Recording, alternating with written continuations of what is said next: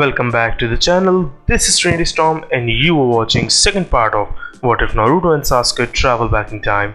If you enjoy this video, please like, share and subscribe to the channel. Now wasting no more time, let's start the story.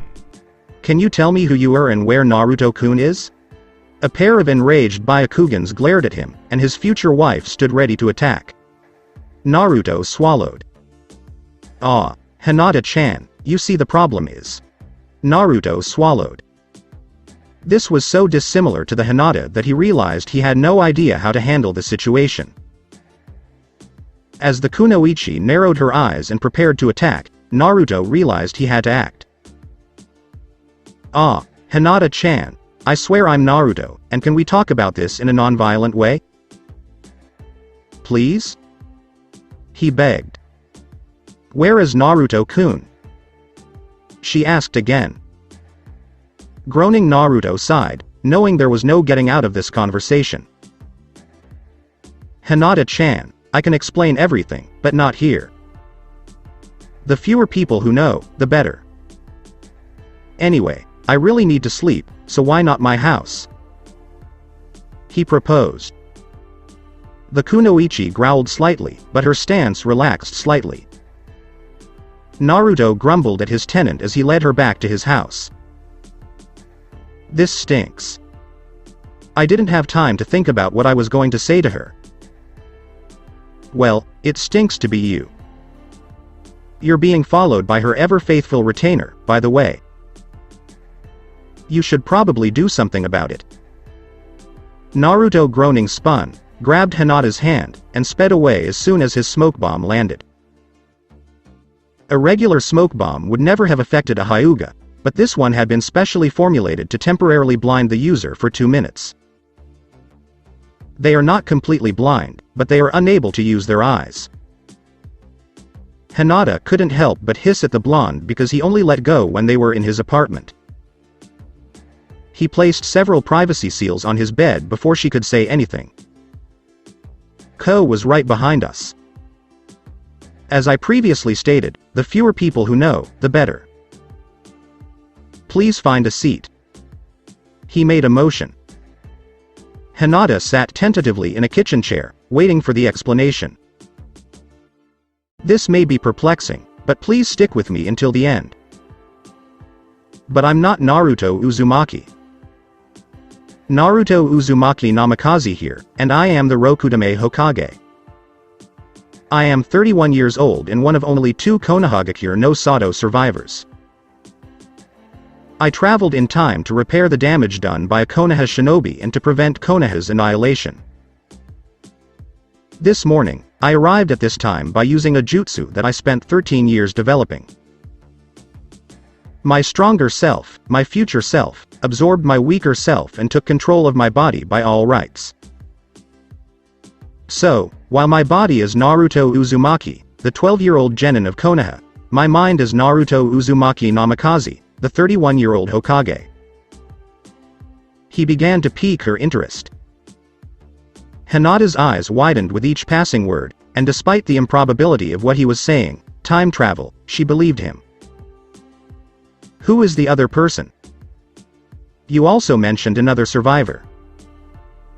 Uchiha Sasuke, my best friend and surrogate brother, is a 31-year-old jonin of Konohagakure no Sado. He assisted me in performing the jutsu that allowed me to return here. We weren't expecting to return so close to the start of the exam. Naruto laughed, embarrassed. Hinata, I know you have a lot of questions, and believe me, I would love to answer them all, but some things are better left unknown. Just believe me when I say that the future is not a happy place and that I must do something to change it. I am not an imposter. I am simply more mature and mentally older, with a true understanding of what is expected of a Konoha shinobi. Do you believe me? He asked repeatedly. Hinata considered her options quietly as she pondered the time traveler's words. If the future was truly that bad, why would they put themselves through it again? What happens if nothing changes? Naruto-kun, I have faith in you. However, It appears improbable that time travel is possible. Naruto had finished blushing her. Hi. It's all right. Everyone called me crazy when I first started doing the jutsu, so I'm used to it. I did, however, show them. Just as I did when they said I'd never be Hokage. He brags. Hinata laughed and nodded at Naruto's childishness. It's all right, Naruto-kun. I trust you. Gomen, for almost attacking you. It's fine, you were only doing your job as a Konoha shinobi. You noticed something suspicious and instead of making excuses, you tried to investigate. Unfortunately, the older, more experienced shinobi have not noticed. I'm sure Kakashi-sensei has, but if not. Naruto's voice trailed off as his eyelids drooped. He was out cold on the bed before Hinata could ask him if he was okay. Hinata smiled and gently removed his sandals before tucking him in. As she walked away, she smiled back. As he reached for a kunai, Naruto was startled awake by a loud banging on the door. He groaned, disoriented, as he remembered what had happened and recognized the voice on the other side of the door. Damn it, Dobi, if you don't open the door soon, I'll just kick it in. A yell rang out through the woods. Teme, give me a second to get out of bed. Naruto retorted. When he heard Uchiha laugh, he jumped out of bed and crossed the room, yanking the door open hard enough to send the laughing boy sprawling on his face. The Uchiha had apparently been using the door for support as he struggled to stay upright. He motioned for the boy to enter and close the door, rolling his eyes. Naruto sat on his bed and ran his hand through his hair. Has Hinata cornered you? As he finally stopped laughing, Sasuke inquired. Yeah. She was actually about to attack me. I thought I was an imposter who had hidden the real Naruto somewhere. I couldn't help but tell her something to calm her down. If only she had been that tenacious during the war. Naruto pondered. How much did she discover? Sasuke inquired solemnly. Just that we were time travelers, the last surviving Konoha members, that I was Rokudame and you were a Jonin. That's pretty much it. I didn't know what else to say to her. I did tell her that she would be better off not knowing the majority of it. So, what did you require? More planning is required. What will you do if Jiraiya continues with his shoddy training? Sasuke inquired, his face contorted in disgust. When the Raven learned of Naruto's actual training while he was away from Konoha, he was furious. Naruto hadn't learned much in general, and Jiraiya was supposed to be a Sannin for God's sake. He had a lot more to teach him than he did. According to Sasuke, Naruto's best teacher was the Hachibi Jinchuriki in Kumo, B. Which he thought was pathetic. Simple. Kick his $1 and force him to train me. Refuse to have his books proofread and shred all of his research notes. Though, at this point, I doubt he'll be able to teach me much. Kakashi-sensei, too. It'll be interesting to see what they do when I know everything, or at least, master everything quickly. If you still have it, how will you cover your use of the Chidori, its variations, and the snake summoning? I won't use Chidori or its variants until Kakashi-sensei does, at which point I can simply claim that I copied it accidentally and didn't think to tell him the protocol for copying a teammate or ally's jutsu. I made the changes because I realized how dangerous the Chidori was and wasn't sure if I could use it correctly. Sasuke elaborated. He shrugged, his head tilted as if in thought. I'm not going to use the snake summoning.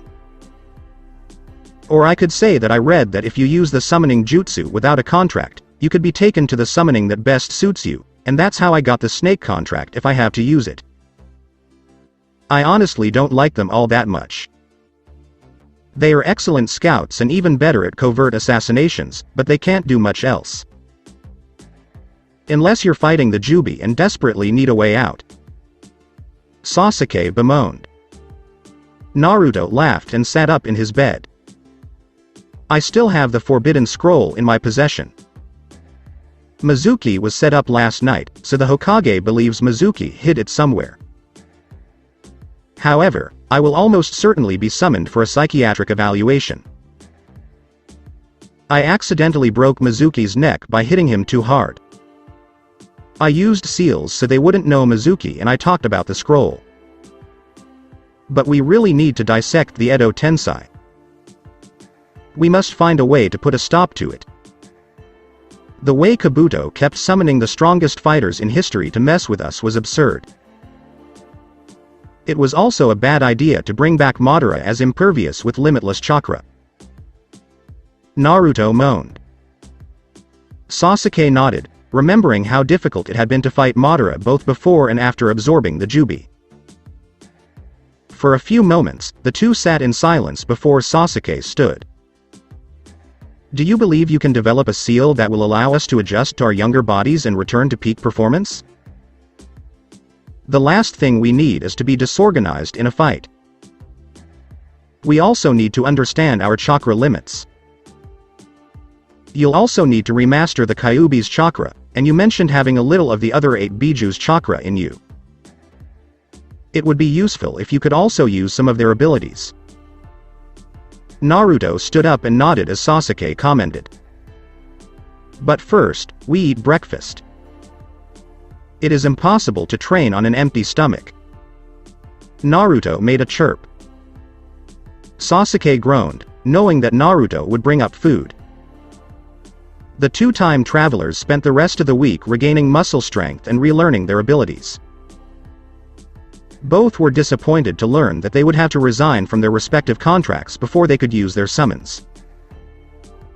Kurama then stated that they could have multiple contracts as long as the contracted bosses agreed and they weren't on the same tier. Naruto signed the Kitsune contract after some thought, and Sasuke went to get the clan's cat contract. Naruto vowed to return to Uzu one day to retrieve his family's contract. They received a lot of stares when they walked into the classroom on the morning of the team assignments. They were both wearing different outfits and carrying weapons. Sasuke wore a sword around his waist, and Naruto wore a glaive around his back. Sasuke was dressed in black pants, a black shirt, and arm guards rather than arm warmers, which revealed the storage seals on his wrists. Naruto was dressed in a black variation and combination of Yondaime and Nidaime's outfits. The trench coat was the only thing he was missing, and it was only missing because it was still being made. He had it made to order, and it wouldn't arrive until the wave mission. The most shocking aspect of Sasuke's outfit was the absence of the familiar high collar.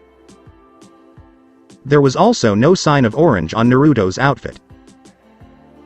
The transformation had taken everyone by surprise, and not even the fangirls could say anything about them entering together and immediately taking a seat next to Hinata. Sakura and Ino burst into the room at the same time, acting like fools, just like the last time. Would you two please stop it? Everyone's attention was drawn to Sasuke's yell. You're behaving like children and embarrassing the girls who came here to be kunoichi, which, as far as I can tell, is limited to Hinata. Girls like you are the reason that kunoichi are dismissed. You are more concerned with boys, dating, hair and makeup, clothes, dieting, and gossip. In reality, you should be concentrating on your training, maintaining a healthy weight for an active shinobi, and ensuring that your clothing is combat and training appropriate. Now sit down and keep quiet. Everyone in the room was stunned by the rant. He'd snapped at his fangirls twice now, and both times had been negative. Iruka walked into the quietest class he had ever had as everyone who was standing sat down quietly. I wonder what happened, did they see the Yondaime's ghost or something? He cleared his throat and turned to face the group. To him, It appeared that the girls were finally ready to take on the responsibilities of a shinobi. Except for Sakura, who looked as if she was about to burst into tears at any moment. Congratulations to everyone who has made it this far. I couldn't be more proud of you for taking your first steps as a shinobi. Before I announce the assignments, we must recognize the Rookie and Kunoichi of the Year. It would have been completed sooner if there had not been a tie. Hinata Hyuga has been named Kunoichi of the Year. Hinata, congratulations. Iruka spoke up and smiled at the shy girl. The room had been shocked once more. They were certain Sakura would be the Kunoichi of the Year. We now had a tie for Rookie of the Year, and given the circumstances, it was finally decided that there would be two this year. So, Sasuke Uchiha and Naruto Uzumaki, congratulations. Iruka-sensei, how did Naruto Baka get Rookie when he barely passed the entire 4 years? Sakura yelled, hoping to regain her dignity. According to Naruto, he has been failing on purpose because he was unsure he could work effectively with all of the other classes. When combined with his exam performance, the Hokage determined that he wasn't bluffing and agreed that Naruto would have been top of the class the entire time if he had been honest about his abilities. Iruka elaborated. Thank you, old man. Is that how you kiss up? Naruto's mind growled. Sakura sagged in her seat, desperately trying to keep her tears at bay. Each of you will now be assigned to a team of 3, with a Jonin overseeing your training. Because the decisions are final, I apologize, but complaining will not help. Each team was created with a specific format in mind. Team 1. Naruto drifted off and mentally continued the seal design he had begun the day before to counter the Edo Tensei. Team 7 will be Hyuga Hinata, Uchiha Sasuke, and Uzumaki Naruto, led by Hitaki Kakashi.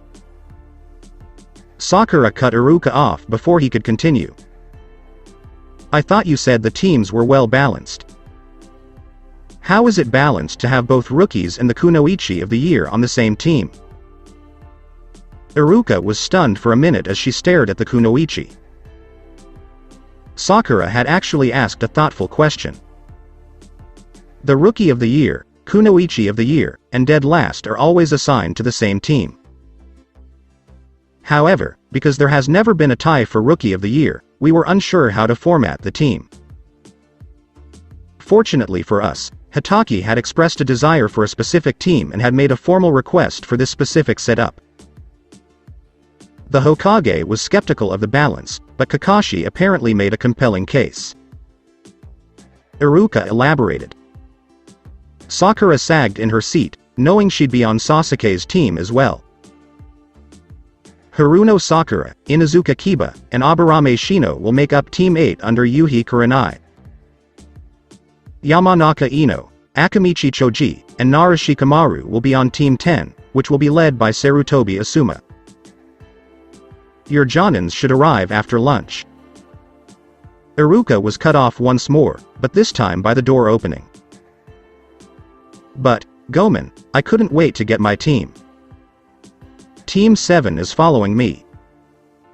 The time travelers were startled when Kakashi called out. He's early. They mentally screamed. They were certain that it wouldn't take Madara and the Jubi to end the world as they left the room with the Jonin. It would happen in the next 10 minutes. So, now that we've arrived, we can get started. I saw how well you three interacted during the exams, and to be honest, I'm going to skip the test I was planning to give because I don't believe you need it. So here's the deal.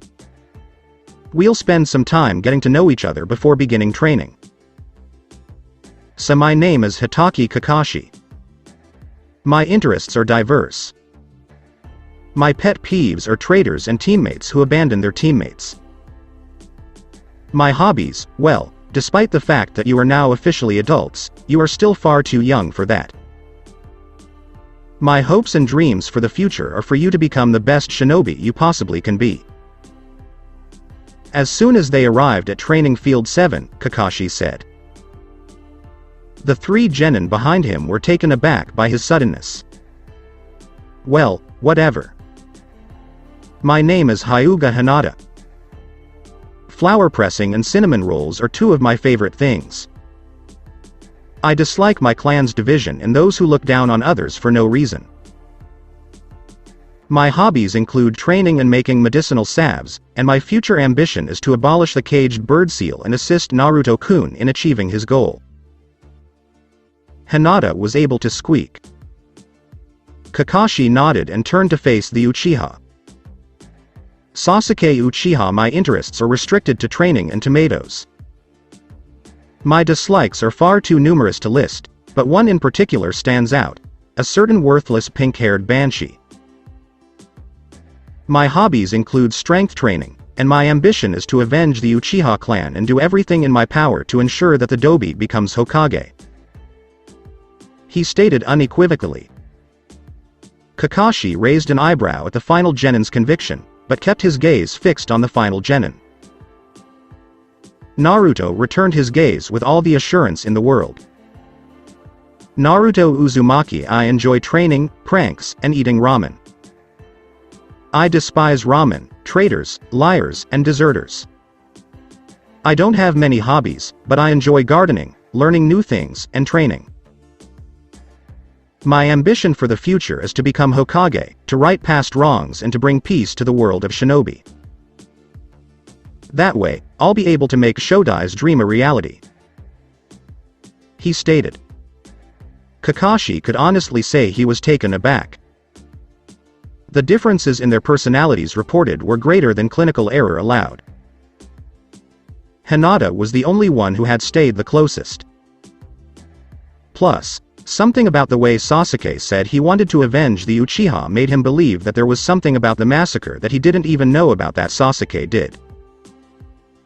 He straightened up and looked at the assembled genin, nodding. Okay, then. Hinata, I know you're shy and probably feel awkward without it, but you have to take it off.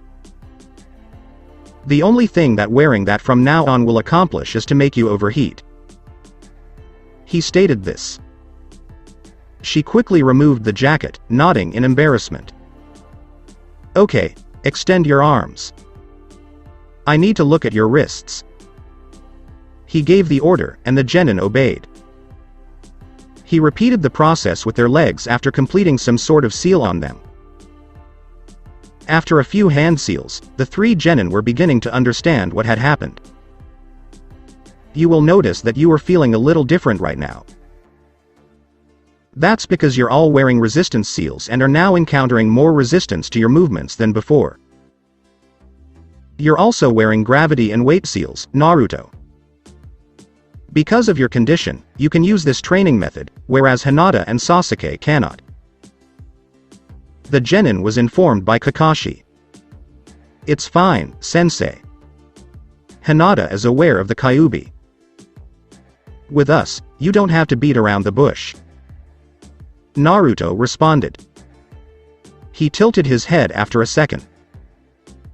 Actually, any reasonably intelligent person should be aware of Kyuubi because how do you kill chakra seriously? He pondered. Under his mask, Kakashi smiled, knowing he had made the right decision in his team. Okay. I want you to run 100 laps around the clearing and then do 100 push-ups, sit-ups, squats, lunges, punches, and kicks. If you are tired, please take a short break. There is no point in injuring yourself on the first day. I'll be right back because I need to go get something for all of your training. He informed them before leaving with the Shunshin no Jutsu. Nodding, Sasuke and Naruto sprinted from their starting point and returned their gaze to Hinata. We're already way ahead of you, Hinata, because of how we got here.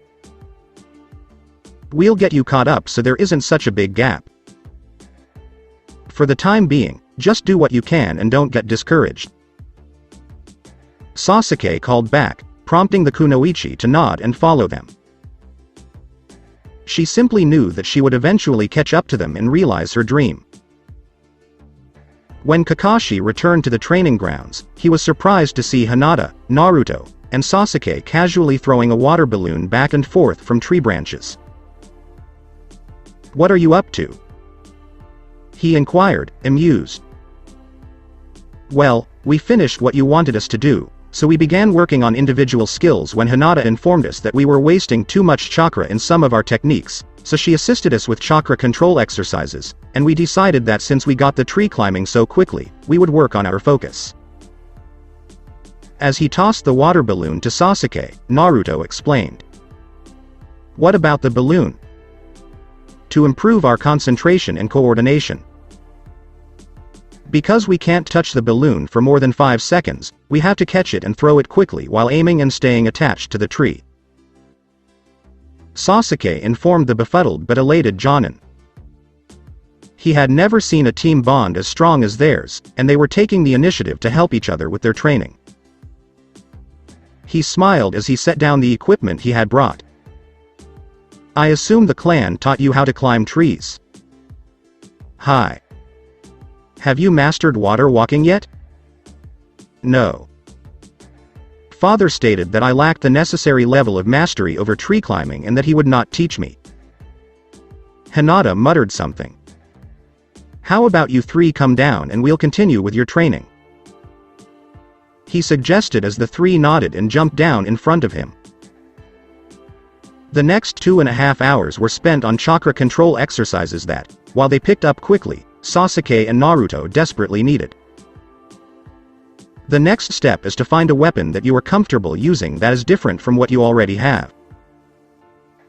I know the Hyuga clan frowns on any technique other than the gentle fist, but if they don't like it, they can kiss my $1. I am now your Jonin. As the three tired genin looked up at him, Kakashi declared. He opened a scroll to reveal a plethora of weapons. Sasuke turned to face Naruto, who nodded. Is there any reason, Kakashi-sensei, why Madara was the only person who ever used a gunbai and scythe? Naruto inquired. I believe it was deemed an impractical weapon, and many people are unwilling to use it because of its association with Madara. Why? I've always wondered what it's like to fight one. That is the reason. Naruto responded. Kakashi looked at the genin for a moment, trying to figure out why he was being asked this question, and then nodded. It's up to you if you want to try and use one, but I doubt I'd be much help in learning how. You should probably ask around for the weapon's master. Kakashi made a chirp. Thank you, sensei. What weapon would complement my kunai, shuriken, glaive, and sword? Naruto inquired sheepishly. The genin made Kakashi sweat.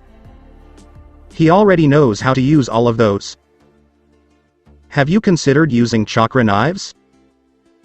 You appear to have a good arsenal of mid to long-range weapons but none for close combat. Kakashi elaborated. Naruto enthusiastically nodded. He had intended to learn how to use them, but he never had the opportunity. To be honest, Kakashi-sensei, I am only at ease with my sword, kunai, shuriken, and a bow and arrow. Although the latter could use some improvement. Sasuke told the awestruck Jonin. That's all right. We can help you improve your archery skills. Kakashi responded. They were repeatedly proving to be the right team for him. I'm not sure, Kakashi-sensei. I had never considered using a weapon before. Hinata spoke up hesitantly. So far, Kakashi's advice had been spot on. She knew after the first 5 laps that if she had been wearing her coat, she would have fainted. So, Hinata, has there ever been anything that has piqued your interest? It's fine if there isn't, but it would be nice to know if you were interested before the clan intervened. No. Kakashi cocked his head at the heiress and began making mental notes. Tell me, Hinata, which would you choose, fighting the enemy on the front lines or healing an injured comrade on the front lines? Healing.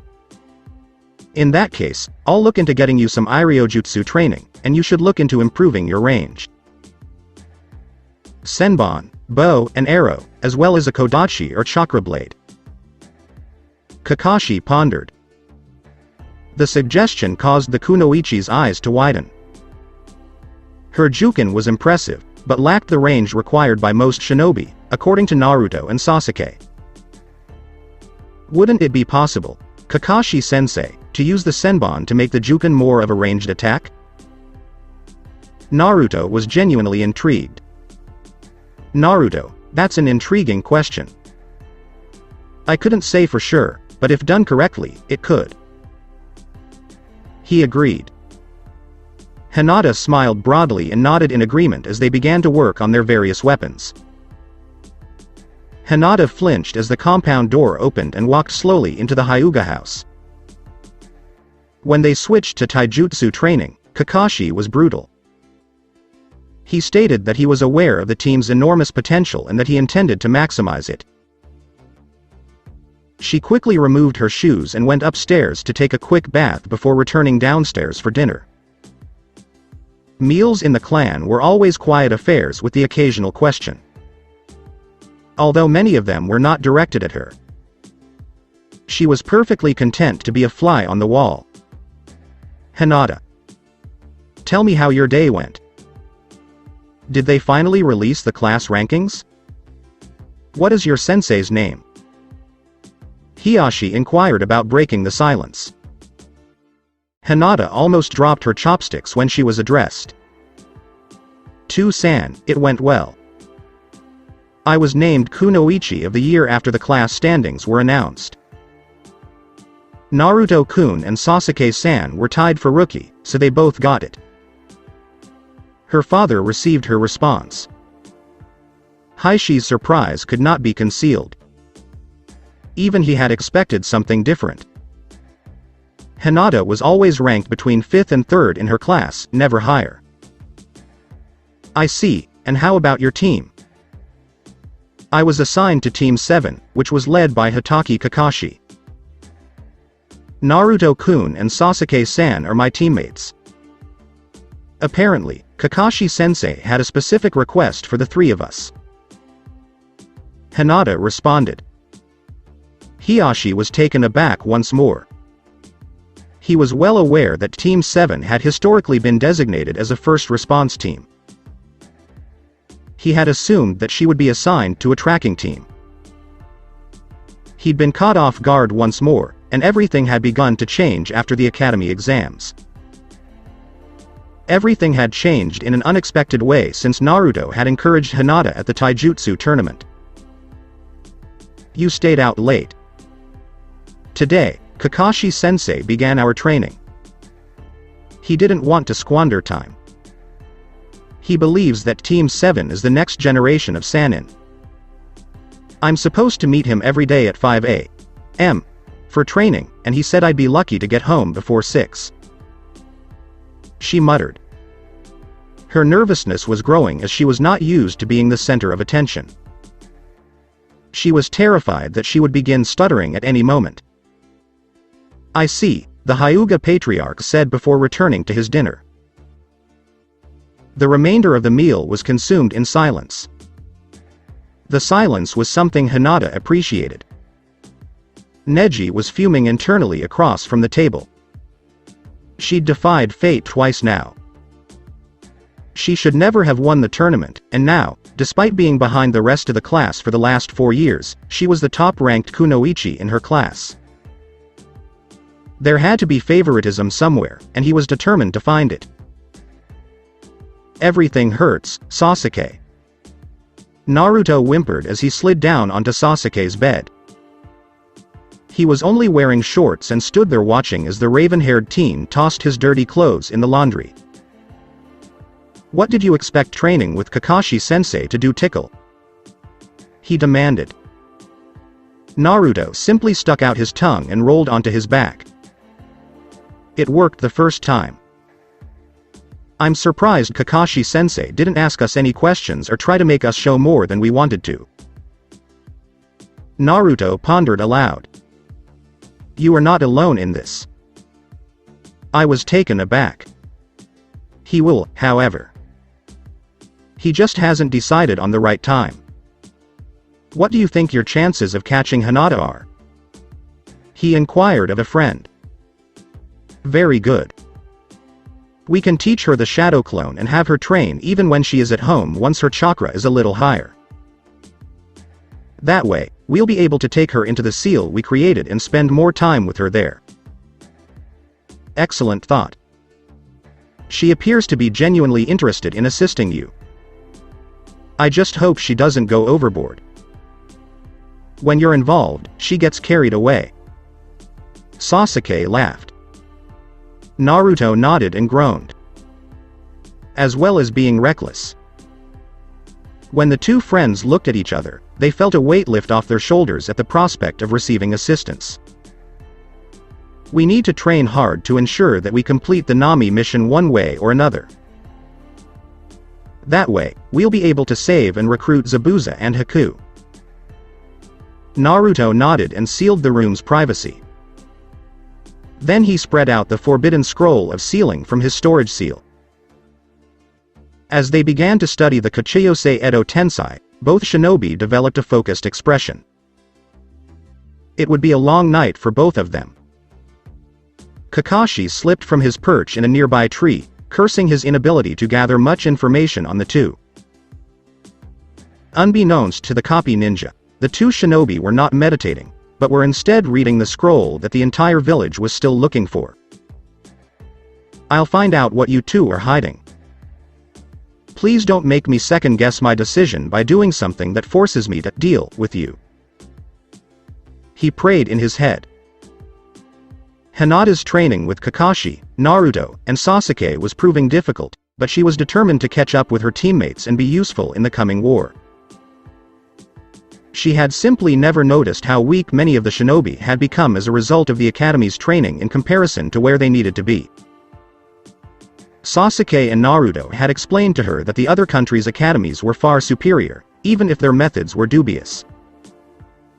She was inclined to believe that based on what she had heard about the future.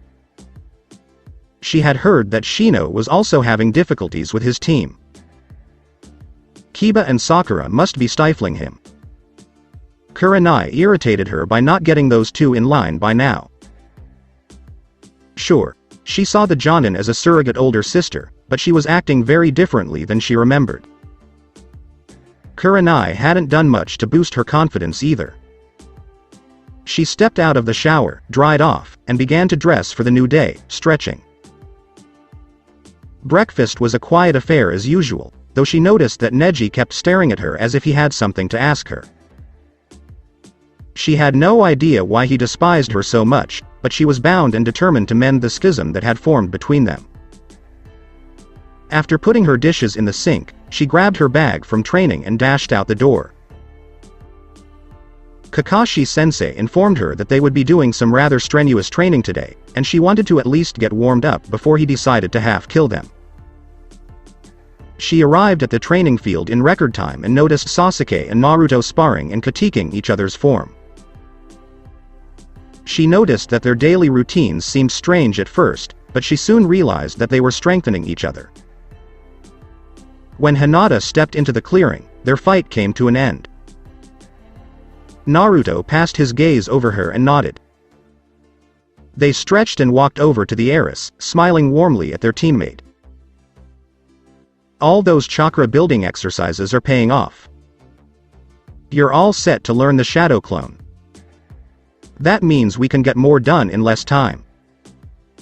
The thing you should know about Hinata's method is that if you overdo it, you will die. So, please try not to push it past the limits that we set for you, okay? Sasuke inquired. Hinata couldn't help but smile at the compliment.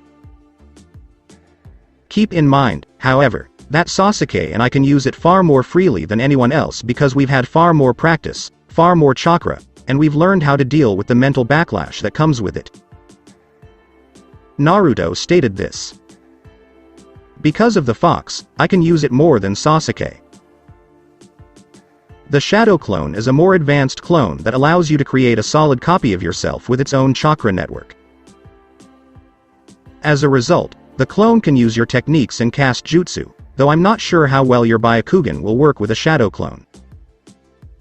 It also necessitates a significant amount of chakra. Because of how draining it can be, most Jonin avoid using it. You can, however, easily send your clone into enemy territory to scout for information and then simply have it dispel when it finds it. The information it gathers will be returned to you, along with any remaining chakra. It does, however, send back the exhaustion. The payoff is well worth the effort. The memory transfers, exhaustion, and mental backlash are what make it dangerous as a training tool. However, proper training and meditation can help to reduce the negative effects. Never create more clones than you can handle. Dispel the clones after 4 hours of training or 2 hours of reading. This will help you get used to the effects faster. If your clone discovers a way to improve the technique or makes progress with a technique during training, dispel that clone in order to transfer the knowledge of what was discovered. That way, the rest of your clones can take it even further. Physical training is also impossible with the Shadow Clones. Muscle memory is acceptable, but strength, endurance, speed, and resistance training are not. Fuinjutsu and Iryo Jutsu, as well as Jutsu and elemental manipulation, can be used. Sasuke went on. Hinata nodded in agreement. Based on what they had told her, it was clearly a very useful but potentially dangerous training method if used incorrectly. I'm prepared. Her voice was filled with conviction as she spoke. She had become more confident and had overcome her stuttering since beginning to work with Naruto and Sasuke. Something she was extremely grateful for. She was bound and determined to be by Naruto's side during the impending darkness, and nothing would get in her way. And here is the one and only hand seal for the Shadow Clone. Naruto stated, returning her attention to the present. Nodding in agreement, she set to work on mastering the Shadow Clone and advancing to their level.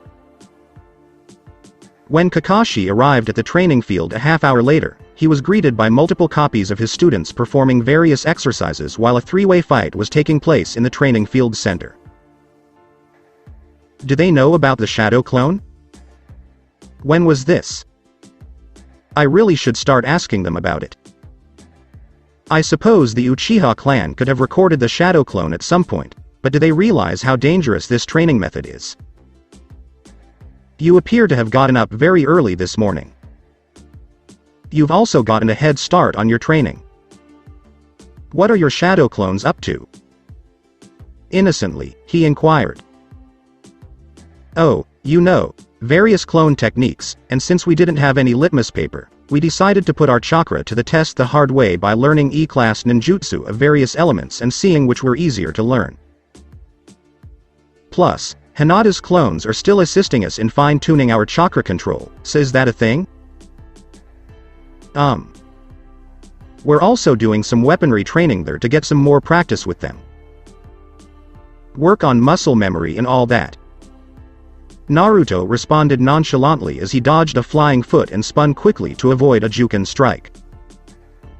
I see, and when did you learn to clone the shadow? I believe it was from one of the scrolls in Sasuke's library.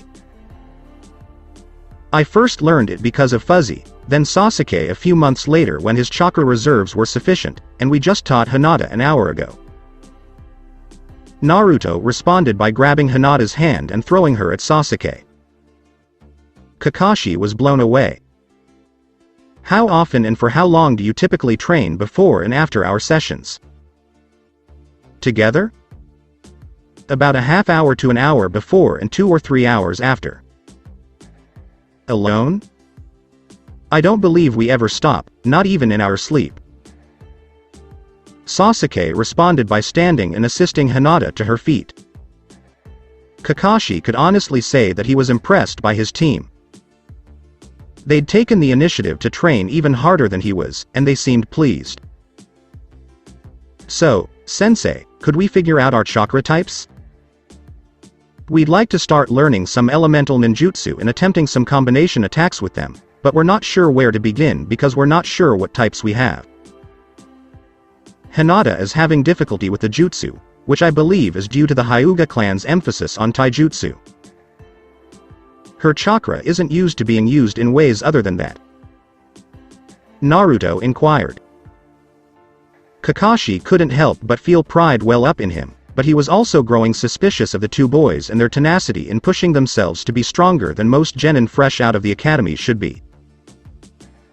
It couldn't hurt, I suppose. Most Chunin haven't even begun to practice elemental manipulation.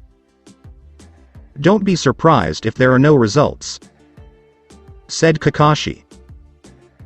He hoped that by remaining cautious while also opening up a little more than usual, they would eventually trust him enough not to give vague answers to his questions. He grinned to himself as he pulled out 3 sheets of litmus paper. Do you understand how litmus paper works? You put chakra in it, and the reaction tells you which elements you are better suited for. Hinata gave a tentative response. He handed the sheets to his students, nodding and laughing as Naruto squinted at the paper. I've never figured out how that worked. Given that the paper is made from chakra trees, isn't that correct? According to the books I've read on chakra trees, it's impossible to harvest anything from the tree because even the smallest amount of chakra can cause a reaction, rendering it useless. So, how do they obtain the newspaper? He inquired with genuine interest. Kakashi, surprised, shrugged. I'm not sure, he said before clearing his throat. Okay, then. If the paper burns well, you can be certain that it is on fire. If it crinkles, it's lightning. If it gets wet, it's water, and if it tears, it's wind. Got it? The 3 genin nodded in agreement. Okay, who wants to go first? When Hinata volunteered, Kakashi asked and smiled to himself. Thanks to the team, the heiress was quickly overcoming her shyness and becoming more outgoing and assertive, and he was optimistic that she would be able to maintain her progress. He was taken aback when the paper crinkled and then started to burn. 2 types of chakra? Fire and lightning. I might have more fun with this team than I thought. Good. Fire and lightning. A unique pairing, especially for a Hyuga. But it's fine. It will make your Juken even more lethal. Hinata nodded and looked at Sasuke as he shrugged. Another type of lightning? Again with the fire? Did I really choose a team with everyone having the same chakra type? That's quite intriguing. I've never seen 2 genin with identical chakra types before. Shall we go 3 for 3, Naruto? He cracked a joke. Naruto smirked and pressed the chakra against his paper. When Kakashi said, make it 3 for 3, he was half joking, but Naruto did follow through. But that wasn't all. First, the paper was divided into 4 sections, each of which reacted differently. One section became wet, another crinkled, yet another burned, and the last crumbled. Kakashi could only stare at the gleeful genin. His 3 genin all had the same chakra type, and one of them had all of them. Naruto, you never cease to amaze me. All 5 types of chakras? Your fire and wind appear to be the most powerful, with the wind slightly stronger. If you can combine them, you will have access to all of the elemental Kekkei Genkei. So, shall we begin with elemental manipulation? The team's progress in training sessions lengthened over the next few days. It wasn't a problem for Naruto and Sasuke because they were used to training all hours of the day and night, but Hinata had a different story. Hiashi was the first to notice that she was falling asleep within a half hour of getting home and that she was doing more of her training outside of the compound. Even if Kakashi had given her exercises to do at home, he never saw her do them. He could tell, however, that her chakra reserves were increasing much faster than he expected. So he decided to inquire about Kakashi's training methods. He wasn't angry, but he was concerned. Naturally, Kakashi was late, but not by as much as usual, and he had a good reason. "I apologize for being late, Hiyashi-sama, but I needed to find someone to keep an eye on my team while they completed their daily D-rank missions." As soon as Kakashi entered the room, he apologized. "It's all right. I had a few questions about Hinata's training that I wanted to ask, and since training lasted until almost 10 o'clock yesterday, I figured I'd have to ask them during training." "Did it really happen? Please accept my apologies. I will try not to keep them for as long." Hiyashi couldn't tell if Kakashi was serious or sarcastic. "What is Hinata currently learning?" He got right to the point.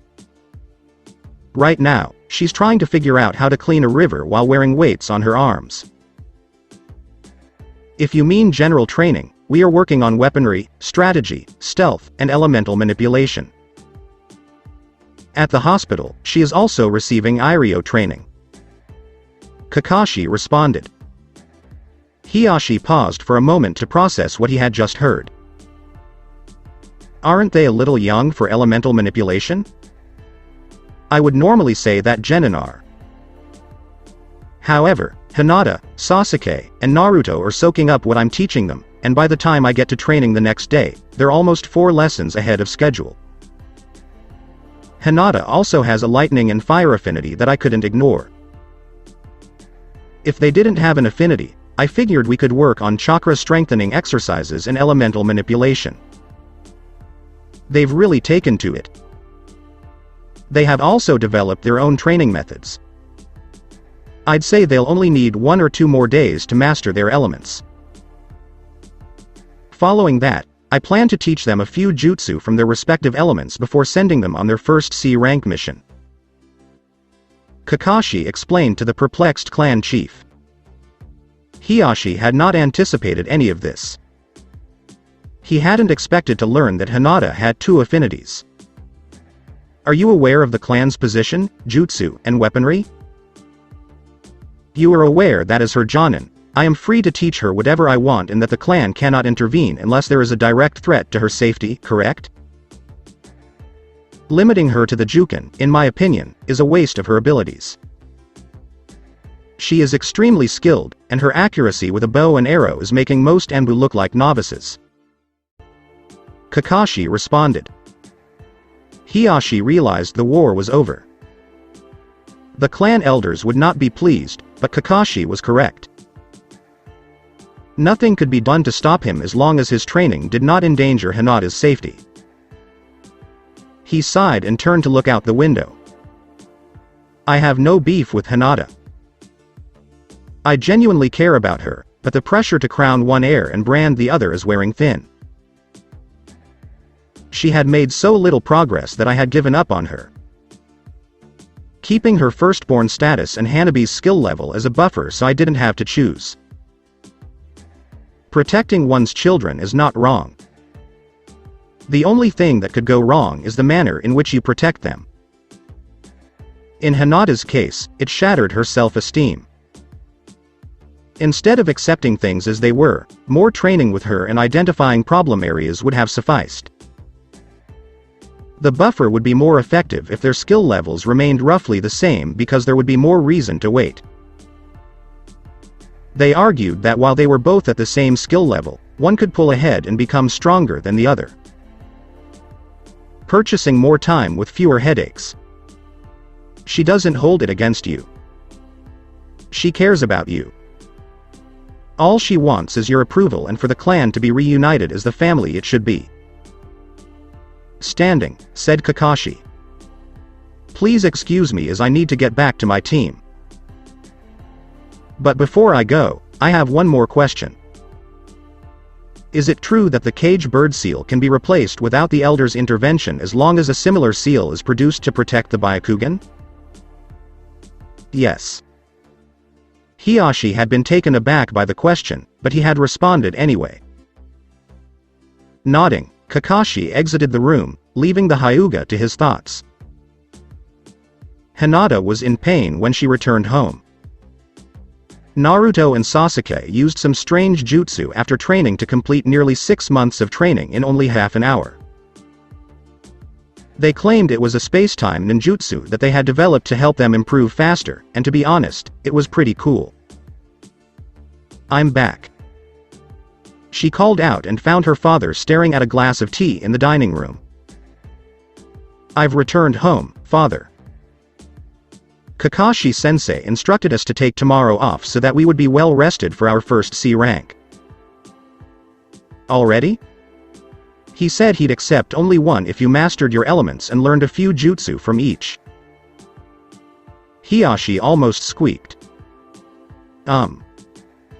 Naruto, Sasuke, and I kind of trained through lunch," she confessed, embarrassed. The expression on Kakashi's face when they returned from lunch with their elemental training completed was priceless. Of course, ever since they learned the exercises, each of them had a few shadow clones doing the training at the same time, so it went faster than he had expected. Hiyashi laughed and shook his head. Perhaps Kakashi chose a team that he couldn't keep up with. He lifted his hand and handed Hinata a scroll he had been carrying with him since Kakashi's visit. "These are the scrolls from your mother. She was working on some Juken techniques, and her notes are included." He startled the girl with his words. "She'd want them completed, and I can't think of anyone better suited than you." Hinata gave her father a warm smile and hugged him for the first time in years. "Kakashi, I know you've been making great strides with your team, I really do, but I think you're pushing them too hard. You haven't had them for very long. I understand that, Sandame-sama, but I believe you are underestimating how hard they are pushing themselves. I'm the one who's having trouble keeping up. Furthermore, I believe Naruto is aware of his heritage but is silent about it. All I ask is permission to go to Uzu and try to recover anything left for him by the Uzumaki clan. Don't you think he deserves it?" Kakashi responded. He'd been arguing with the Hokage for several hours. Why was it so difficult to let them stop in Uzu on their way home from a mission? "However, Kakashi, you are well aware of why I haven't permitted any missions to Uzu to try and locate anything that may have been left behind." The third fire shadow retaliated. "I understand what you're saying, but I don't think that's the real reason. Naruto, Sandame-sama, is an Uzumaki and the heir not only of the Uzumaki clan but also of the country itself.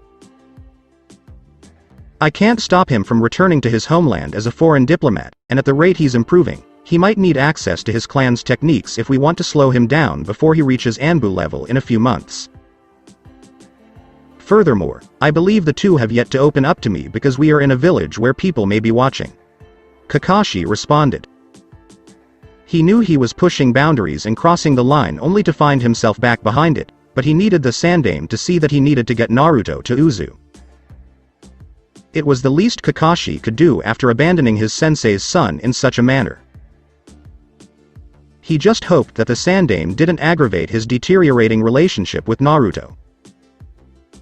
He had witnessed how quickly things had changed between the two, and he had a sneaking suspicion that it was because Naruto knew who his family was and that the Sandame had been lying to him the entire time.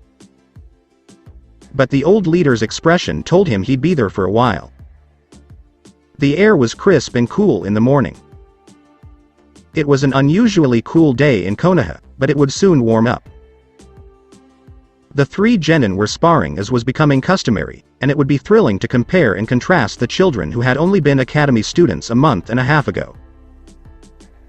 Even for Sasuke and Naruto, who had seen Hinata adapt to rapid changes, the ease with which she was adapting to new things was startling.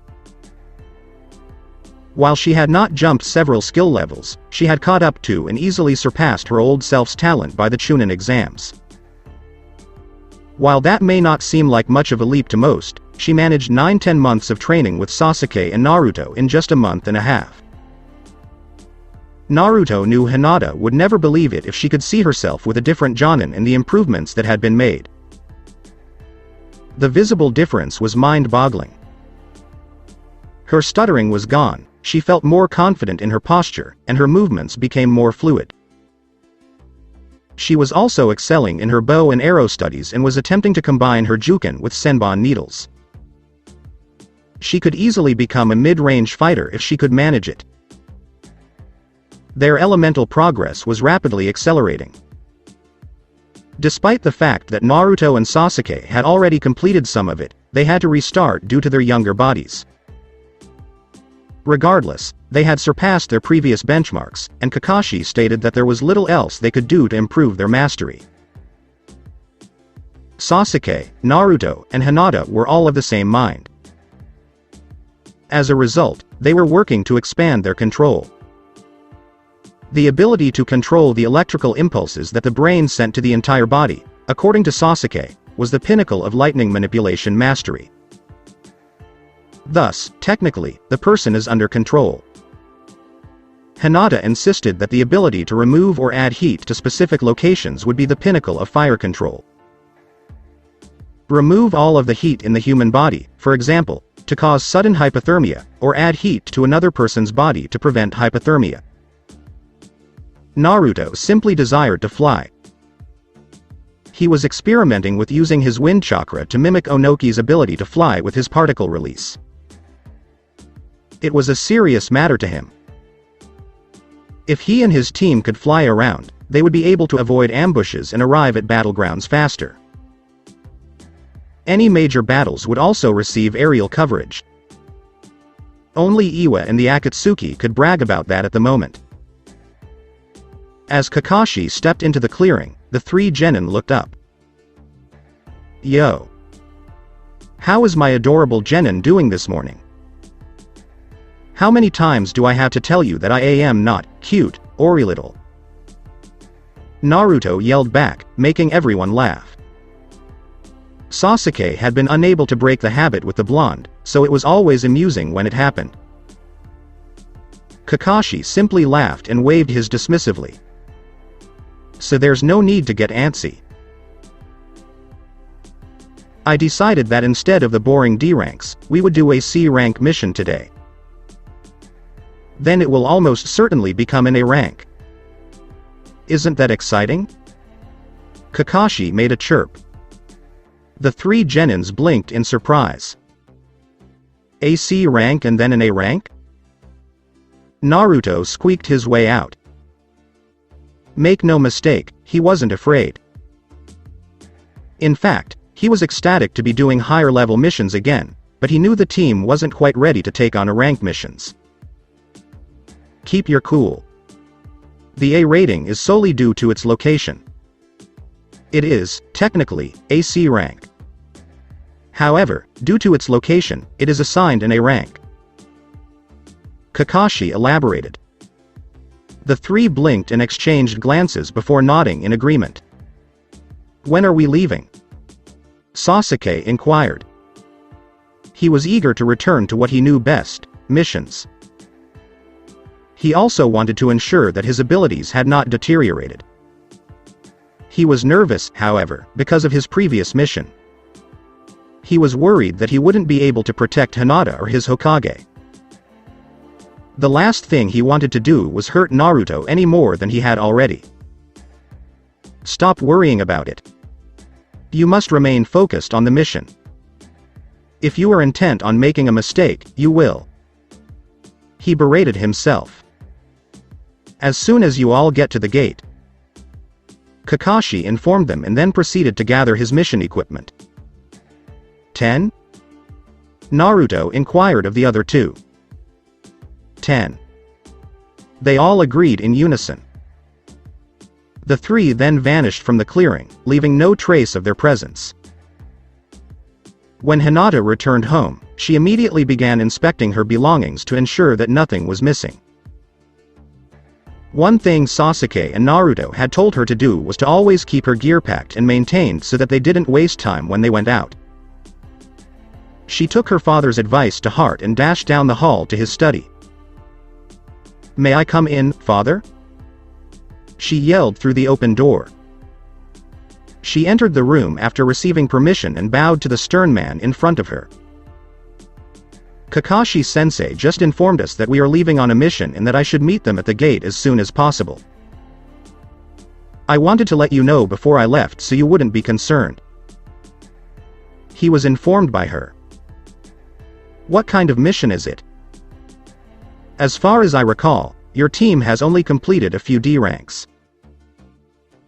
Hiashi was taken aback by the suddenness of Kakashi's decision. A C rank mission followed immediately by an A rank mission. She said softly, hoping that the other man wouldn't burst out laughing at the news. To his credit, the stoic Hyuga did not spit out his tea when he heard the news. "A rank?" he sputtered, trying to clear his lungs of the tea he had just consumed. "Hi. Kakashi better be careful what he's doing." Hiashi growled. He didn't want to see his eldest die as a result of a careless jonin. Hinata, on the other hand, was struggling not to laugh at her father. She had not anticipated him attempting to drown himself in tea. "I'm confident I'll be fine." She kept a straight face throughout. Hiashi groaned and nodded tentatively, granting Hinata permission to leave. If anything happened to Hinata, he'd make mincemeat of the copy ninja.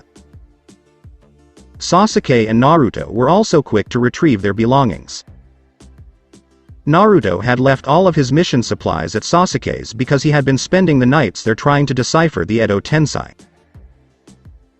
Naruto waited for his friend to lock the door after they had them and ensured everything was fine before applying some high-level security seals. They didn't want a fangirl breaking in and discovering the scroll of sealing unrolled on Sasuke's bed. Darting to the gate, they discovered Kakashi already there and Hinata just arriving. Not too shabby. 17 seconds and 7 minutes. "You've really picked up the pace, haven't you?" Kakashi made a remark.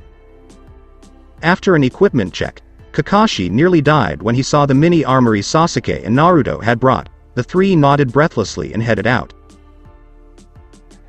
Kakashi remained silent for nearly an hour before speaking again. "The first mission is an anti-bandit mission. I decided that we should get this done now so that there are no issues later. The client has asked that the bandits be eliminated rather than captured. As a result, no one leaves the camp alive, with the exception of anyone they may have kidnapped. Because this is your first kill, I will not hold it against you if you fall apart but try to hold off until the mission is completed," said Kakashi. Normally, he wouldn't have been so direct, but he had a sneaking suspicion that Hinata would be making her first kill today. The rest of the journey was spent in silence, and the group arrived at the client's village in no time. A brief conversation with Tsubasa revealed nothing new about the mission except that the bandits had kidnapped several young girls 3 days before. While it made it more difficult to attack freely, it also meant that he could assess his team's overall stealth in the field rather than tame exercises. "Okay, since Tsubasa had no idea where to look for the bandits, we'll have to look for them ourselves. Fortunately, the Byakugan and my nose will be able to track them down quickly." "What about Hinata?" said Kakashi to the formerly shy heiress. She nodded and quickly scanned the surroundings, activating her dojutsu. 7 miles to the north-northeast. After a few moments, she said. With a nod, the team set off again. "We'll try to take out as many as we can quietly. We don't need one of them using one of the girls as a shield or hostage. If our cover is blown, try to get as many as you can before they try. Your shadow clones will be extremely useful in this operation. We'll be able to get rid of a lot of them in a shorter period of time. Remember, no matter what you see or hear, you must remain calm and clear-headed." Kakashi informed them before they fell silent once more to prevent the bandits from overhearing any conversation. Kakashi and the genin immediately began looking for the kidnapped girls while taking note of the visible number of bandits as soon as the camp came into view. Hinata used her Byakugan to locate scouts who were not visible at the time. There are 30 bandits. According to what I can see, 3 hostages in the southern tent are unharmed. 10 scouts patrolled the perimeter, staying just out of sight of the camp. The one beneath us is fast asleep. There could be a shinobi in the northern tent. Hinata signed on behalf of the others. The other 3 nodded and split up to try to take out the guards first. Kakashi was quick to dispatch 4 of the guards before they could react. His experience made it simple, and as he hid the last body in the shrubbery, he wondered how his genin were faring. After they split up, Hinata stood back and tacked an arrow onto her bow. If there was ever a time to put her training to the test, it was now. As soon as she let the first arrow fly, she notched a second and released it as quickly as the first, this time using her Byakugans to assist in pinpointing the enemy. Both arrows struck their targets, piercing the back of their heads. Feeling a little bile rise up in her throat, she forced herself to calm down and began looking for any way to reach the hostages without being noticed. Sasuke had no trouble getting rid of the guards on his end. After all, slitting a sleeping man's throat was never difficult. It only took a kunai to the forehead to take out the other one. His thoughts kept returning to the possible shinobi that Hinata thought she saw. Granted, it could be a civilian with greater reserves, but this is uncommon outside of shinobi families. With their luck, it was a nuke nin, and they were in for another mission escalation. Why us? He asked himself. Naruto was also unimpressed with his bodyguards. They had to turn around before he could kill them, but instead of raising the alarm, they just stood there staring at the kid with the headband who appeared out of nowhere. He swung his glaive, removing both of their heads at the same time, rolling his eyes. Please tell me they aren't all this stupid. He mentally moaned. He then walked towards the camp. Realizing they wouldn't be able to entice the bandits out of the camp, Kakashi raised his hand and ordered Hinata to fire a volley of arrows into the camp. Meanwhile, the bandits were lounging inside the camp, complaining about the poor hauls they had been getting. Why do we continue to raid this area? There's nothing good about this place. One of them expressed their displeasure to a friend.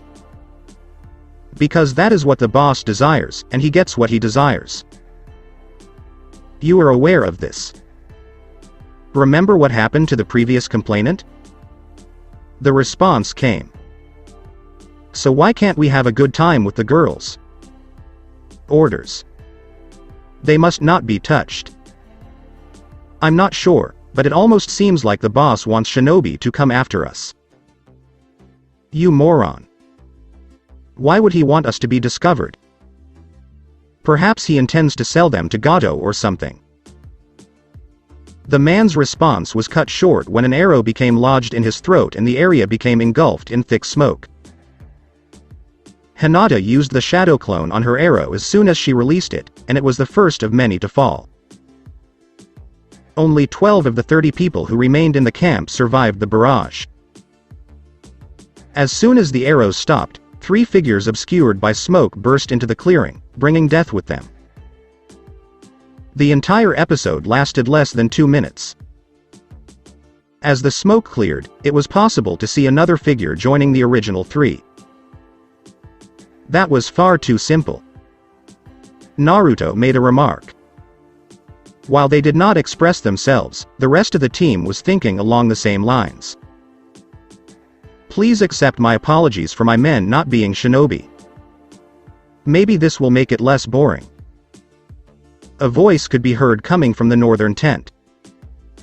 When a figure stepped out into the clearing and snickered at the shinobi, all 4 of them yawned.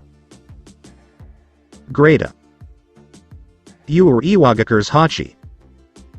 You left the village after failing to receive your Jonin promotion and learning that your former Genin squad had all already made Jonin.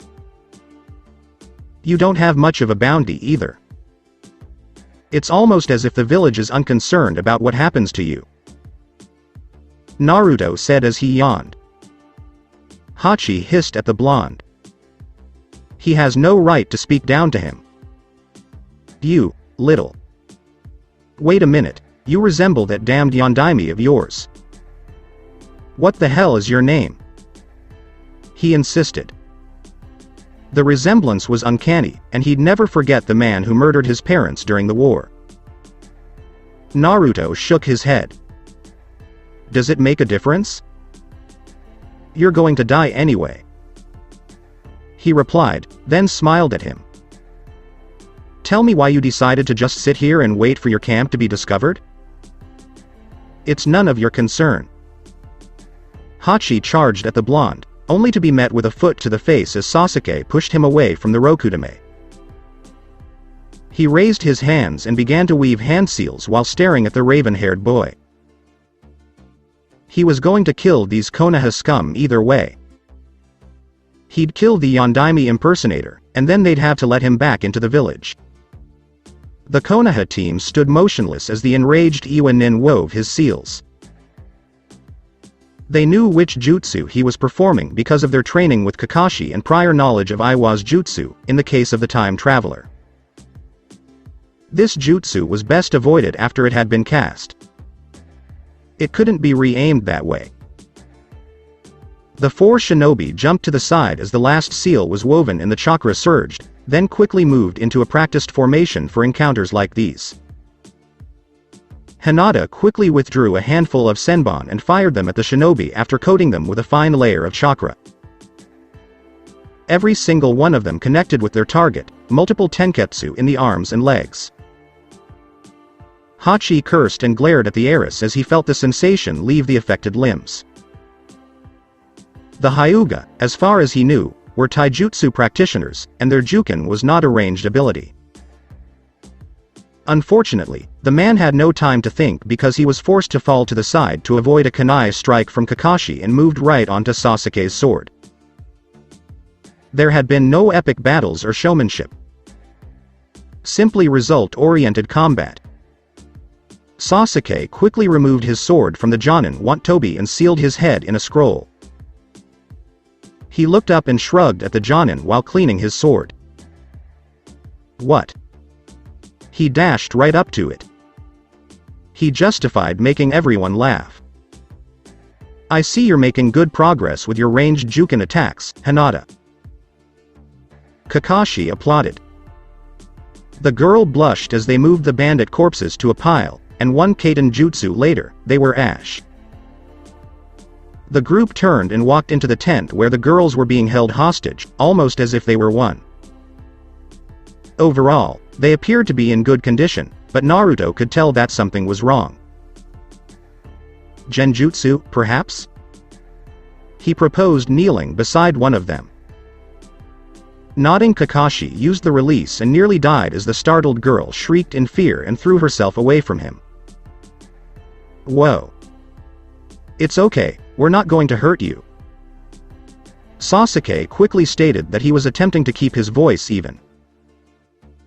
With all of the attacks the time traveler had been through, the sudden movement had put his instincts on high alert for a brief moment. The girl raised her head and spun to face the other two, just as Hinata released their genjutsu as well. We're Konoha ninja, and we've been tasked with dealing with the bandits and safely returning you home. Will you put your trust in us enough to follow us back to the village? In a low but even voice, Kakashi inquired of the three girls. They nodded slowly after looking at each other, and Hinata helped them to their feet. She knew they probably wouldn't trust any of the boys right now, given what they'd probably been through. As Naruto left some clones behind to raid what the bandits had, the group returned to the village in silence. He secretly hoped that the bandits had some jutsu scrolls or weapons with which they could build a decent armory. As soon as they saw the gates, the girls dashed ahead, hoping to return to a familiar environment, their home. The three genin stood by the gate waiting for Kakashi to report the mission's success. Sasuke and Naruto were mostly waiting for Hinata's breakdown as the realization that she had ended someone's life dawned on her. They knew it would be emotionally draining for the gentle girl, but they also knew she needed the experience sooner rather than later. Hinata dashed into the bushes and began to vomit just as the silver-haired Jonin was about to return to the group. Naruto shook his head at Sasuke and walked away to console his future wife. "It just hit her," Sasuke stated flatly in response to the Jonin's curious gaze. Naruto and Hinata rejoined the group after nearly 10 minutes of consolation. Hinata appeared pale and agitated, while Naruto appeared sympathetic. He'd certainly had his fair share of comforting the girl when she was sick. Having a pregnant wife with severe morning sickness would certainly give someone a lot of experience, wouldn't it? When Kakashi confirmed that the three were ready to depart, they set off on their next mission. "I'm surprised at how well you and Naruto are handling this. I'm more surprised by Naruto than by you, Sasuke." Several minutes later, Kakashi admitted. They were flying through the trees at breakneck speed. Much faster than a Jonin with 3 new genin should move. To be fair, I did witness my family being slaughtered before my eyes. The only difference was that I was doing the killing rather than watching from within a genjutsu. Sasuke shot back. "What did the Hokage not tell you? This was not my first slaying. Mizuki attempted to kill me after a failed attempt to frame me for stealing the Forbidden Scroll. I accidentally killed him." Naruto only admitted half-heartedly. He knew the man hadn't truly failed. Naruto had simply reversed the framing. "No, that was never mentioned to me," admitted Kakashi. "Weird. So, where are we now?" "After quite a long argument with the Sandaime, I managed to get permission to take you to Uzu," Kakashi explained to the genin. Naruto felt his legs slightly lock and he came to a halt. "Uzu?" he inquired quietly. He had intended to return, but he had not expected the Sandaime to allow him to return so soon. "Hi. What is in Uzu, Kakashi-sensei?" Hinata wondered if she was the only one who was in the dark. Uzu Shiogakure was the Uzumaki clan's birthplace and home village. They were not only the village's founding clan, but also the nation's ruling family. Uzu no Kuni was once one of the most powerful shinobi villages. Unfortunately, they lacked the numbers to back up their claim of being the strongest. They were massacred near the end of the Second World War. Kakashi explained everything to the heiress. Hinata's eyes widened in surprise. Naruto's mother was the village's sole survivor. That was only because she was already in Konoha when the village was destroyed. Kakashi went on. Naruto remained silent, trying to force his body to move again. For some reason, the prospect of traveling to his mother's birthplace made him nervous. Sasuke sighed as he noticed the blonde struggling with his own demons. He had expected to be the one struggling. "Am I correct in assuming you've been aware of this for some time, Naruto?" Finally, Kakashi inquired. The blonde agreed with a numb shake of his head. "How long have you known who your mother is?" he inquired with genuine interest. He had assumed that the Sandaime had destroyed anything that could be obtained by the public that would link Naruto and Kushina together. "Years," the stoic replied. Kakashi gave a nod. "Have you informed anyone?" Sasuke. The one-word responses were beginning to worry the team as Naruto appeared to be depressed. He looked up, his eyes filled with murderous rage. "What does the Sandaime gain from this?" I refuse to go near Uzu if he believes he is obtaining clan secrets or something else from my clan. It's bad enough he let them perish." Naruto snapped, causing all three of them to recoil at the venom in his tone. The wording confused Kakashi because he had no idea what Naruto was on about. "Naruto? What do you mean when you say the Sandaime, let them die?" The Jonin inquired, cautiously. "Do you recall any Konoha nins dying on the day Uzu was destroyed? Were any deaths reported that day?" "No, there weren't any. The death records of all shinobi in the village are open to the public for lineage research.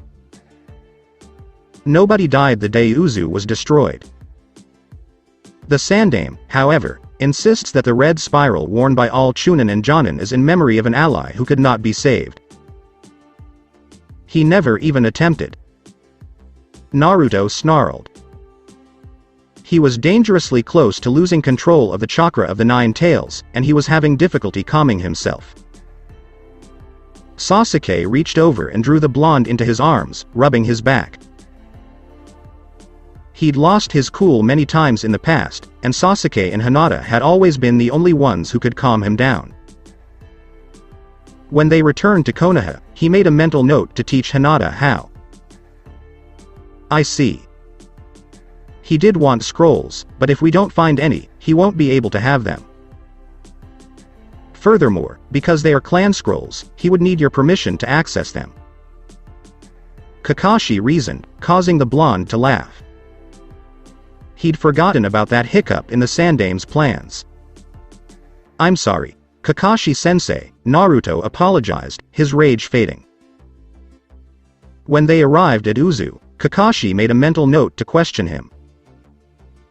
Hopefully, the boy will open up at that point. He'd never intended to give the Sandaime any of the Uzumaki clan scrolls in the first place. He had tried to convince Kakashi that the scrolls would be used to strengthen the village, but Kakashi believed that the village had no right to know about a dead clan. They should, in his opinion, let sleeping dogs lie.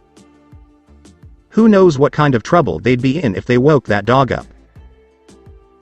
The team nodded and continued on their way. The journey would be lengthy. A few days later. After 3 days of travel, the team arrived at a small port on the coast of Hai no Kuni. Kakashi couldn't help but smile as he turned to face his students. Despite his initial outrage at learning that the Sandaime had planned to steal the Uzumaki clan's secrets, Naruto appeared relatively calm and excited. "We will spend the night in an inn before boarding a boat to Uzu. I'll work on arranging transportation, so you three can rest. If you want to explore, go ahead, but don't make a scene, okay?" Kakashi informed the three genin, who smiled at the prospect of a bed and a shower. As they parted, Kakashi began the difficult task of locating transportation. Even after being assured that they would have safe passage, many shipowners refused to go anywhere near the whirlpools of Uzu. Many believed that the island had been cursed by the Uzumaki as a result of Konoha's betrayal, and Kakashi's status as a Konoha nin didn't help.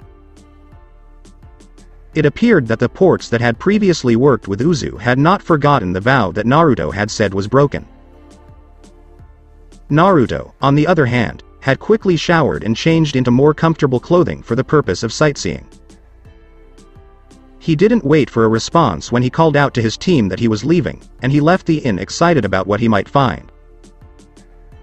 He couldn't help but notice the strange looks he received as he walked down the streets. It didn't take long for him to realize that the stares were directed at his headband. It appears that some people recall how the Sandaime betrayed the Uzumaki. "It's nice to know I'm not alone," he thought to himself. He then noticed a small shop off to his right that sold some rather lovely handcrafted jewelry. As he entered the shop, he noticed the atmosphere shift quickly and smirked inwardly. "I had no idea I was back in Konoha. Is there anything I can do for you, Shinobi-san?" When a shopkeeper inquired, Naruto couldn't help but notice the sarcastic honorific that had been bestowed upon him. I was hoping to find something for someone I'm interested in asking out on a date. She is very important to me, and I have no idea what to get her for a present.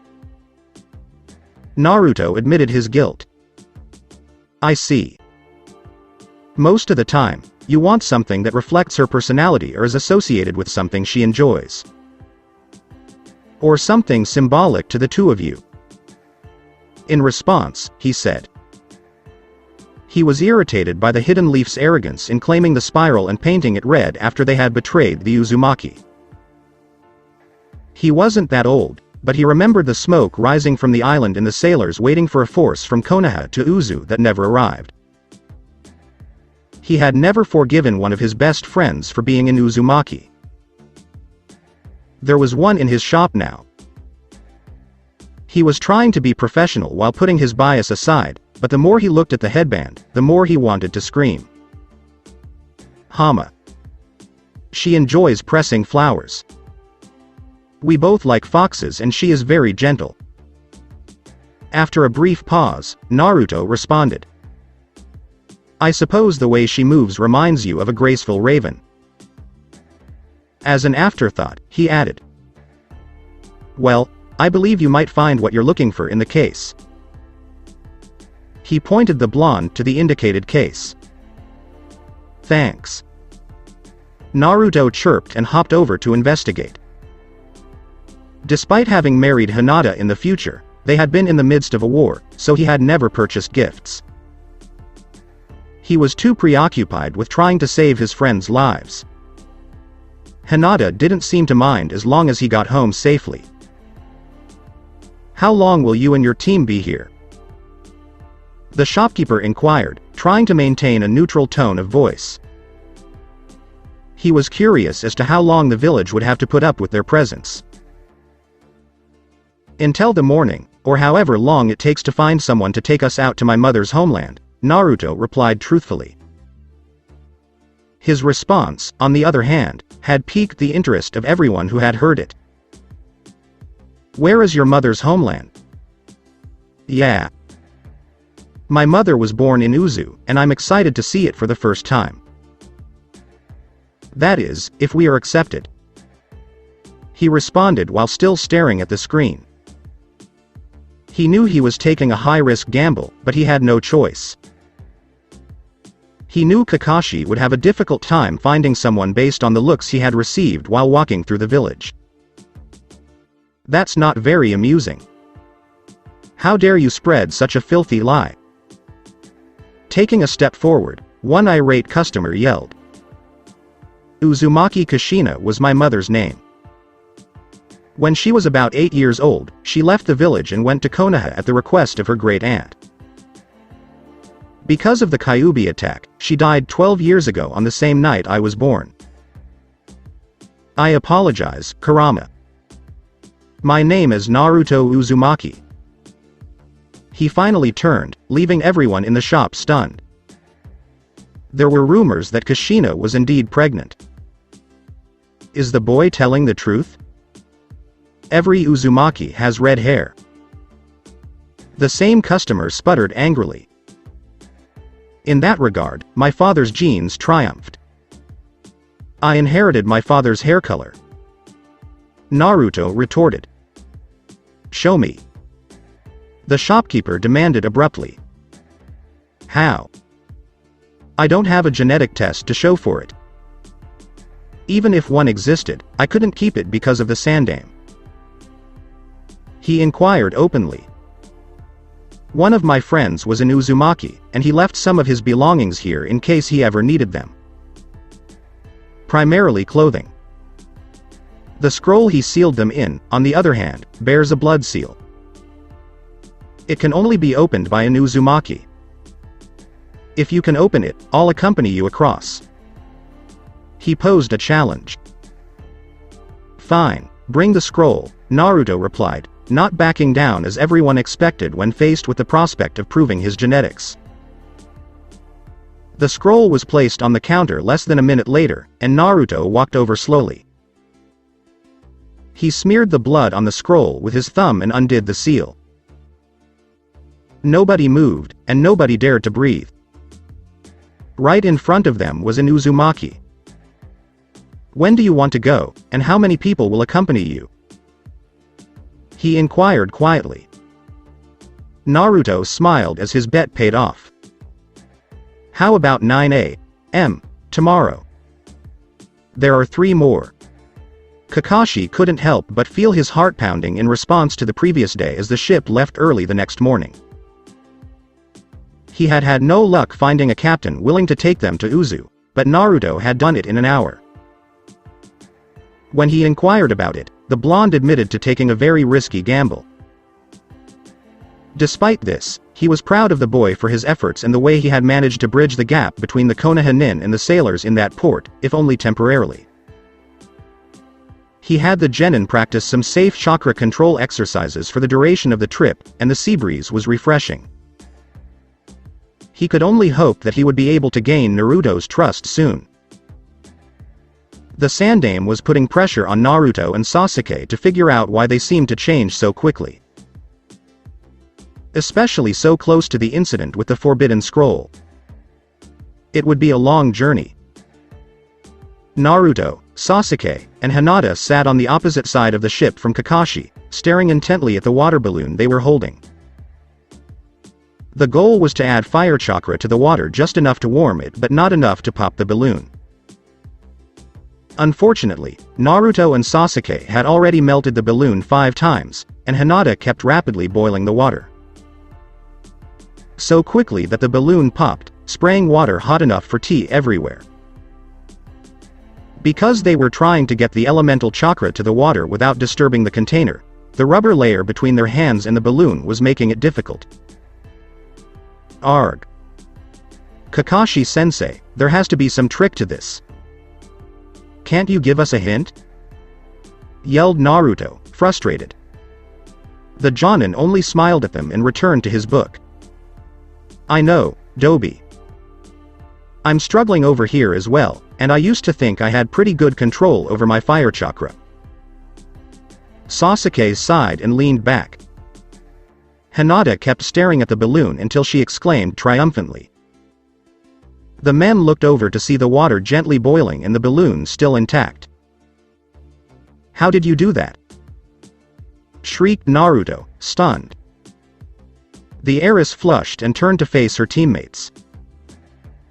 First channel your chakra into the balloon, then change its nature after it has merged with the water, and then simply raise the concentration until the water begins to boil, she instructed. Both time travelers blinked 3 times at her before screaming in frustration at the simple solution they had overlooked. They, too, completed the exercise in a matter of minutes. Good. Now keep trying until it only takes 5 or less seconds, Kakashi said, much to the chagrin of the genin. They returned to work, nodding in acknowledgement. In thought, the captain looked over at the Jonin. While he appeared to be far too laid back and somewhat irresponsible, Naruto-san seemed to genuinely respect him. As a result, he found himself reluctantly respecting the Jonin. While it appeared that Sandaime had an ulterior motive for sending them to Uzu, the Jonin appeared to have no intention of carrying out his orders. Similarly, the Jonin appeared to have his own agenda for visiting Uzu. Shaking his head, he refocused his attention. Uzu's whirlpools were notorious for swallowing any vessel that came too close. There was only one safe passage for anyone who didn't know the seals for releasing the security, and he was one of only 2 who knew it. He had no idea how the invaders got onto Uzu, but he was determined to find out one day. His father checked the other ship captain who knew the route immediately after hearing the news of the invasion and discovered that he was still in the hospital, in a coma. He was in the same place he had been for 2 years. He'd refused to tell a group of pirates how to get to Uzu ever since. It would have been impossible to find the information without a Yamanaka, and as far as anyone knew, there had never been a Yamanaka in the hospital. His father had taught him the route and forced him to take it repeatedly until he had memorized the pattern. That was the last thing his father had ever taught him. "We'll be there in an hour," he told his passengers. It had been nearly 3 hours since they had left, and he was eager to return to the once magnificent island. He hadn't been to Uzu since his last trip with his father because he hadn't needed to go there. It was a 4-hour journey, but it was well worth it. He just hoped the boy wasn't overly optimistic. On the island, there was no one. Most likely, the area had already been picked clean. Whatever he was looking for was most likely no longer there. Naruto's heartbeat quickened slightly as he realized he'd be landing in his ancestral homeland in just 1 hour. He had no idea what to expect when he arrived.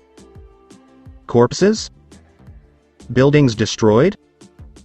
Who are the living? He was struggling to keep his imagination in check as endless possibilities raced through his mind. Kurama had told him that the clan library should still be intact because it had been guarded by extremely powerful seals to prevent theft. He was certain that he wanted to get to that point. He didn't know nearly enough to decode the Edo Tensei, and he'd need to if he wanted to avoid as many casualties as possible. The shinobi paused their activities and moved to the front of the boat as the island approached. They couldn't help but stare in awe as the captain skillfully navigated between the whirlpools, safely bringing them to port. The port was in much better condition than Naruto had anticipated, and he stared as he saw various ships from other countries rotting in the water. It was obvious that whoever stepped foot on the island's shores did not leave that day. He moved through the docks and into the village, taking care not to set off any remaining traps. The skeletons, an echo of previous lives, lay on the ground, some with weapons still embedded in them. Many of the skeletons had headbands wrapped around their heads or lying next to them on the ground. Some were as young as newborns and were killed before they even had a chance.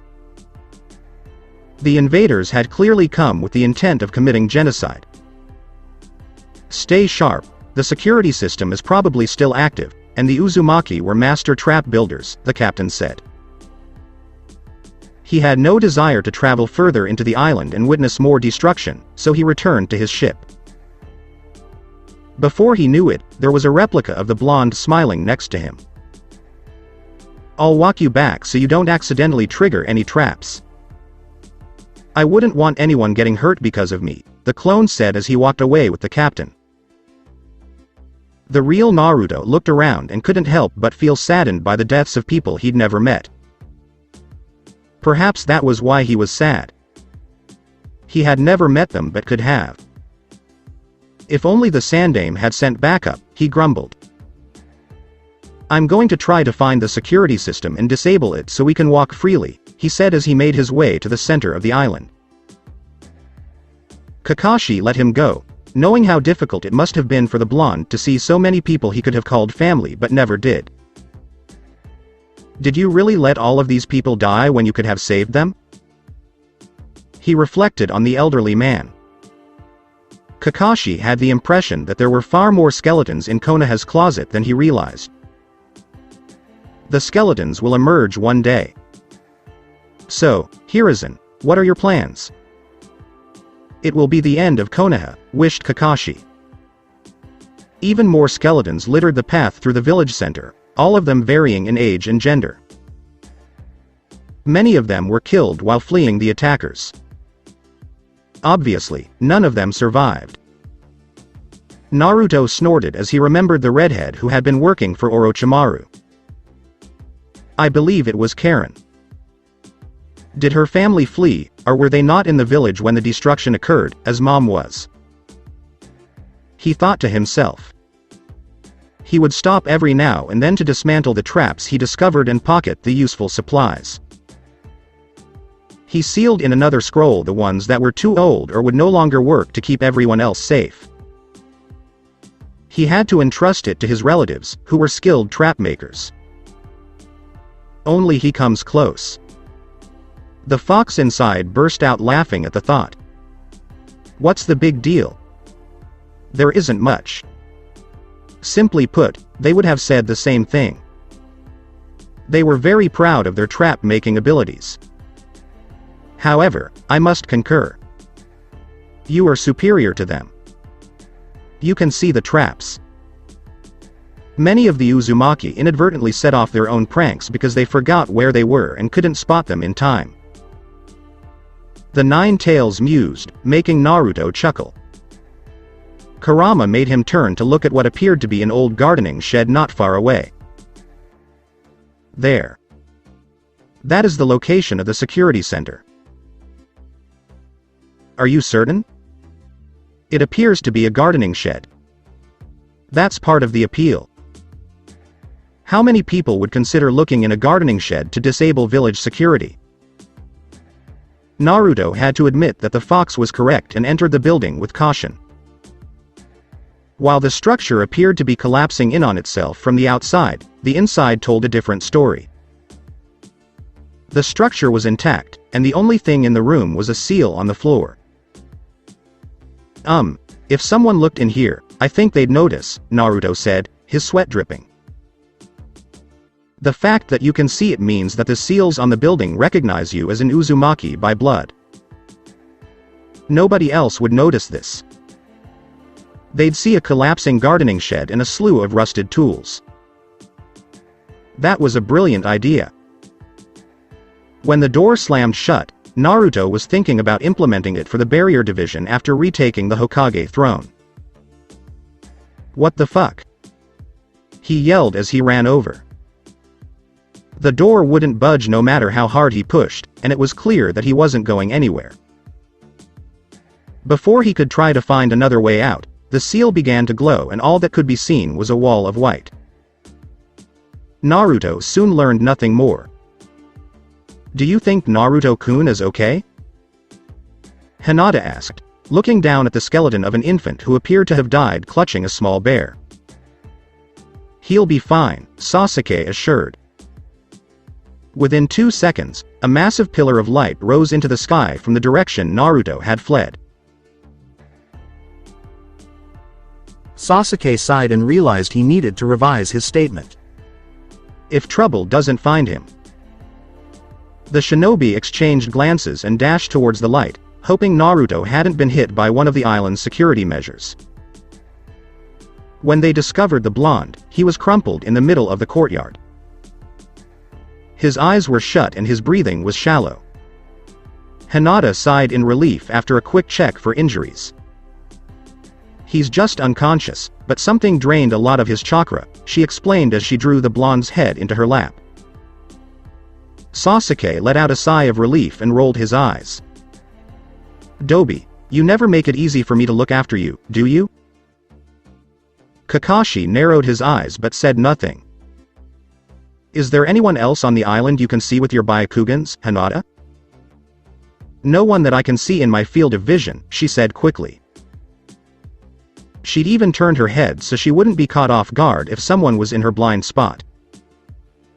She was quite pleased with the range of her dojutsu now that she had improved. Sasuke sat down, rubbed his eyes, and looked tiredly at the Jonin. Make sure the Sandame didn't put any listening seals on you. You never know with that senile fool. Kakashi raised an eyebrow at the command but followed through anyway. He had a feeling he was about to get the explanation he was looking for. He sat down and looked at Sasuke quietly after finding none. Naruto and I have a lot of secrets that we can't share with you right now. It isn't because you aren't trustworthy, Kakashi-sensei, but we need to know how far the Sandame is willing to go to get the information that he wants on us. I know he has been pressuring you to find out why we are different, but at the moment we can't tell you. It depends on how things go until the next Chunin exam held in. Does Hinata know? He asked, still suspicious. Just the basics, Hinata explained. Naruto-kun said there were things I'd be better off not knowing, and I believe him. He had no choice but to tell me after I confronted him the day we graduated. I know they need all the help they can get, and they need as many people they can trust as possible. We can trust their instincts, she said confidently. Do I have to wait until the Chunin exam to get my answers? It depends on how things go, Sasuke said. The Jonin nodded, temporarily satisfied, and busied himself with setting up camp for the night. He was aware that the blonde would be gone for some time. Naruto awoke to the sound of birds singing and Sasuke cooking over the campfire. His head hurt and he just wanted to sleep again. What occurred? You knocked yourself out trying to find the security center, Dobi, Sasuke grumbled. Naruto groaned as he remembered what had happened to him the day before. As he tried to recall what happened after the door slammed shut, images of seals and blueprints flashed before his eyes, exacerbating his headache. He groaned and grabbed his head. Please tell me you can do something about this, Kurama, he begged his lifelong companion. We're working on it. I need to isolate the images and then try to arrange them in a logical order. I know the key to discovering everything you seek is right here. We just need to find it. I mistook that for the security center. It was. Perhaps the seals reasoned that it would be easier to figure things out on their own. Or the center operates differently than I expected. It's possible that all of Uzu's knowledge is stored in the same way that the security maps are. The Nine Tails responded. Great. It took Kyuubi nearly 4 hours to sort through the information that had been crammed into Naruto's head, and they had already eaten lunch. Alright, I got it. Follow me, Naruto said, finally deciphering the lost diagram. Uzu's layout had been far more complicated than he had anticipated.